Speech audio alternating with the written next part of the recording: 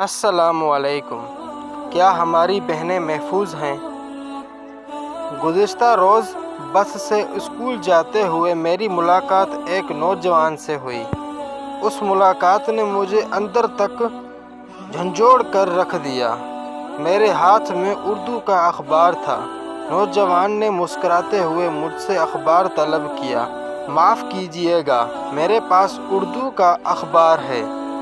میرے جواب پر اس نے مسکراتے ہوئے کہا کہ کوئی بات نہیں، میں تھوڑی بہت اردو پڑھ لیتا ہوں۔ مجھے لگا شاید یہ نوجوان مسلمان ہے، کیونکہ بہت سارے مسلمان نوجوان بھی اچھی طرح اردو پڑھنا لکھنا نہیں جانتے۔ اس سے پہلے مزید میں اس سے کچھ دریافت کرتا، اس نے خود ہی کہنا شروع کیا، میری گرل فرینڈ مسلمان ہے اور اس نے ہی مجھے اردو لکھنا پڑھنا سکھایا ہے۔ مجھے اس کی بات پر زیادہ حیرانی نہیں ہوئی، البتہ میں نے مزید وضاحت کے لیے براہ راست بات کرنا زیادہ مناسب سمجھا۔ آپ ہندو ہیں؟ میرے اس سوال پر وہ تھوڑی دیر تک مسکراتا رہا، پھر کہنے لگا، میں خاندانی طور پر ہندو اور نظریاتی طور پر ناستک، البتہ اب مسلمان ہونا چاہتا ہوں۔ آپ اپنی مرضی سے مسلمان ہونا چاہتے ہیں یا آپ کی گرل فرینڈ کا حکم ہے؟ نہیں، اس نے ایسا کبھی نہیں کہا کہ ہاں مجھے اسلام کے بارے میں بتاتی ضرور ہے، لیکن شاید وہ خود بھی اپنے مذہب کے بارے میں بہت کم ہی جانتی ہے۔ اب وہ نوجوان خود ہی اپنے بارے میں تفصیل سے بتانے لگا۔ اس نے بتایا کہ وہ کانپور کا رہنے والا ہے اور اپنے کسی دوست کی شادی میں باہر آیا ہوا ہے۔ نوجوان بہت زیادہ پڑھا لکھا نہیں لگ رہا تھا، لیکن اس کی باتوں میں سنجیدگی اور ٹھہراؤ تھا۔ اس نے بتایا کہ وہ اسلام کے متعلق جاننا چاہتا ہے، لیکن اس خوف سے اپنی خواہش کا برملا اظہار نہیں کرتا کہ اس کے گھر والے اور سماج کے لوگ اسے جینے نہیں دیں گے۔ اس نے بتایا کہ اتر پردیش کا ماحول بہت تیزی سے بدل رہا ہے۔ ہندو تنظیموں کا اثر و رخ دن بہ دن بڑھتا جا رہا ہے۔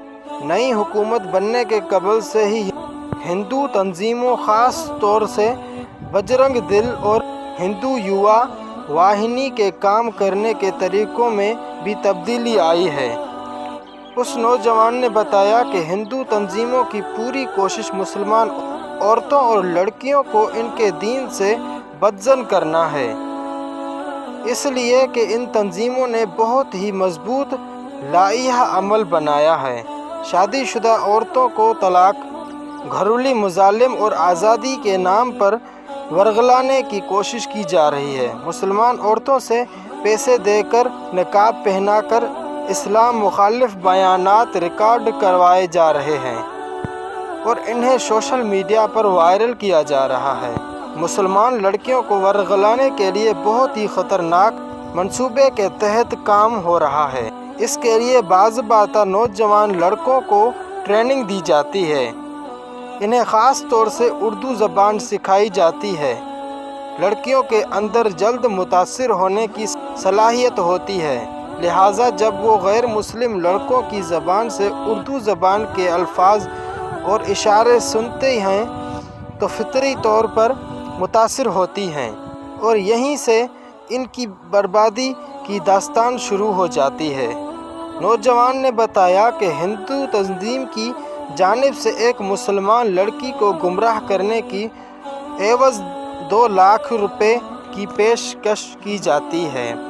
ساتھ ہی یہ شرط بھی عائد کی جاتی ہے کہ 6 مہینے سے سال بھر کے اندر اندر لڑکی کو اس کی حالت میں لا کھڑا کرنا ہے کہ وہ یا خودکشی کر لے یا سماج میں منہ دکھانے کے لائق بھی نہ رہے۔ نوجوان کی باتوں نے مجھے اندر تک ہلا کر رکھ دیا۔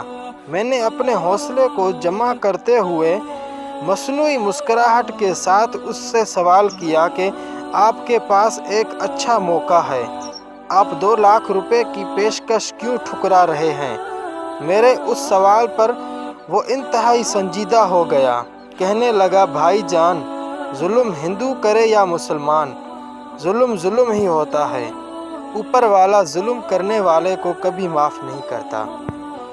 نوجوان کی منزل آ چکی تھی، وہ آداب اسلام پر تافہ کر کے بس سے اتر چکا تھا۔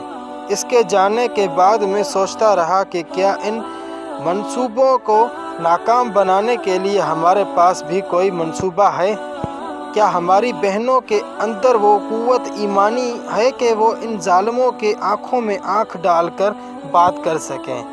کیا مسلمان لڑکیوں کی تربیت کا ہمارے پاس ایسا کوئی انتظام ہے کہ کوئی انہیں گمراہ نہ کر سکے؟ مجھے نہیں معلوم کہ جس نوجوان سے میری ملاقات ہوئی اس کی باتوں میں کتنی سچائی تھی۔ ممکن ہے کہ وہ خود بھی کسی منصوبے کے تحت کام کر رہا ہو، لیکن اس کی باتوں نے مجھے یہ سوچنے پر مجبور کر دیا کہ کیا گھر سے باہر اسکول، کالج اور یونیورسٹی میں ہماری بہنیں محفوظ ہیں؟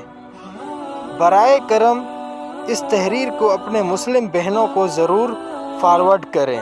شکریہ۔ تو انشاءاللہ نیکسٹ ویڈیو پہ ملاقات ہوگی، تب تک کے لیے دیجیے اجازت، اپنا خیال رکھیے گا۔ اللہ حافظ۔